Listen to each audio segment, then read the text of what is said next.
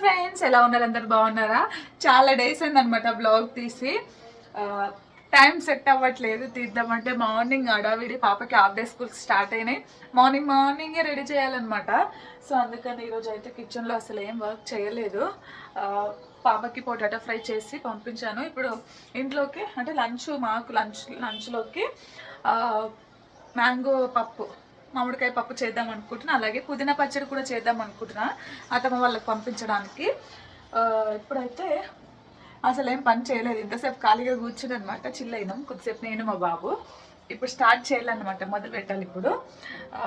మాకు బ్రేక్ఫాస్ట్లోకి bread omelette వేసుకున్నాము.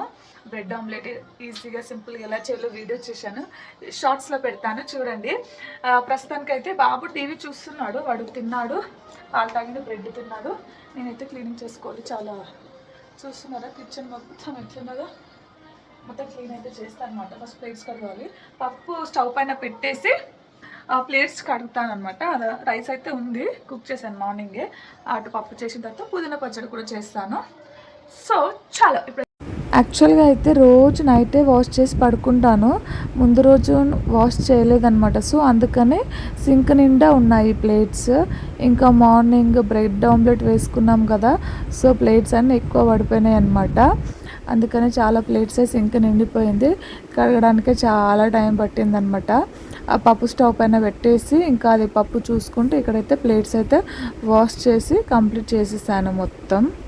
వంట అయితే అయిపోయింది చూడండి, స్టవ్ క్లీనింగ్ కూడా అయిపోయింది, కిచెన్లో అయిపోయింది వర్క్. ఇప్పుడే బాబు టాయిలెట్ చేస్తే బ్రష్ చేసిన, జస్ట్ క్లీన్ చేయాలన్నమాట. చూసారు కదా ఎంత ఇలా ఉంటుంది అనమాట.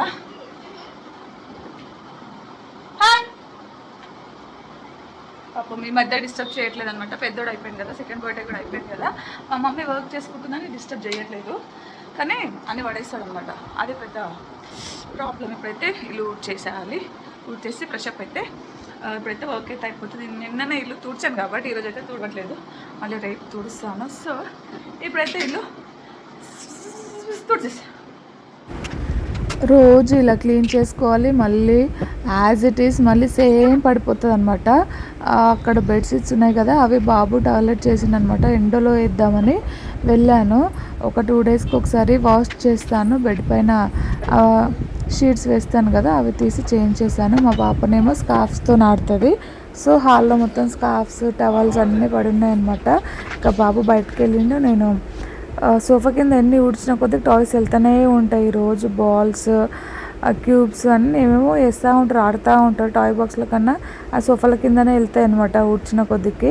ఇంకా బయటకి లోపలికి తిరుగుకుంటూ బాబు అయితే ఆడుకుంటుండు. నేనైతే ఇట్లా క్లీనింగ్ కంప్లీట్ చేశాను. కొద్దిసేపు అలా కూర్చొని మళ్ళీ స్టార్ట్ చేశాను అనమాట. పుదీనా పచ్చడి చేద్దామని అంతా. ఇప్పుడే ఆకు మంచిగా తీసి తెంపి పెట్టాను, చింతపండు నానబెట్టాను, ఇంకా టమాటోస్, పచ్చిమిర్చి, పల్లీలు, కొన్ని నువ్వులు వేసి చేస్తాను. పుదీనాని మంచిగా తెంపి పెట్టుకున్న తర్వాత దాన్ని అయితే మంచిగా వాష్ చేసి పెట్టుకోవాలన్నమాట.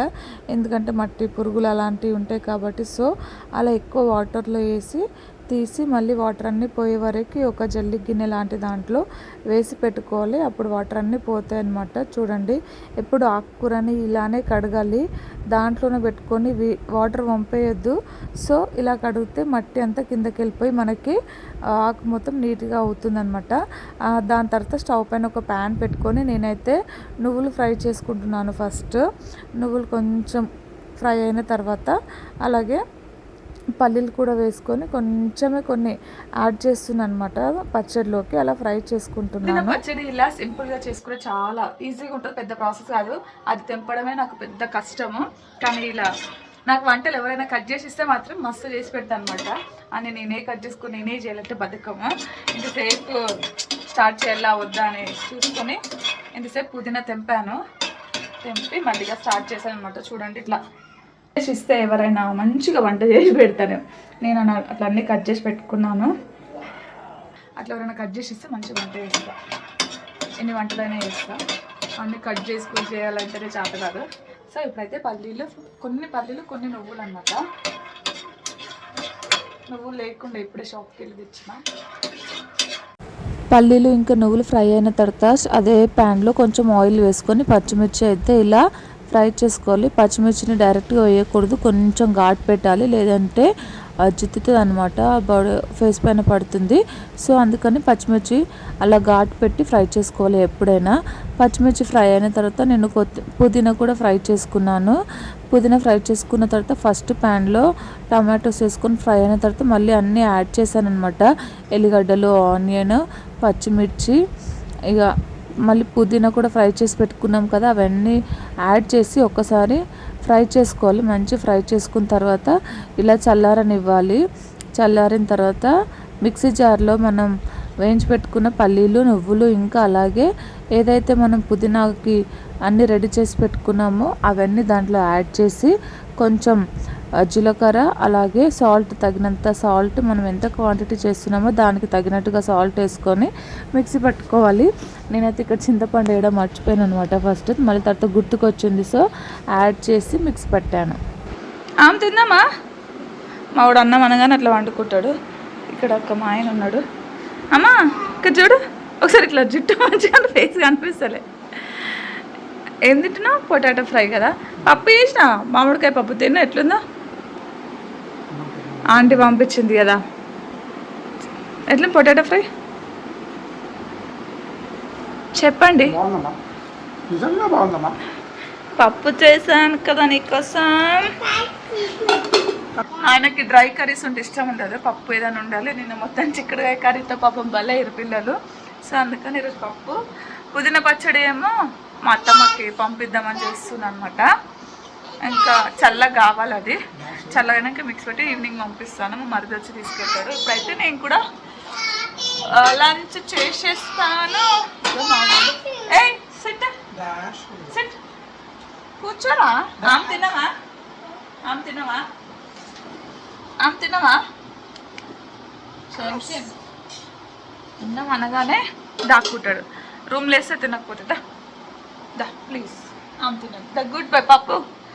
ఓకే ఇప్పుడైతే లంచ్.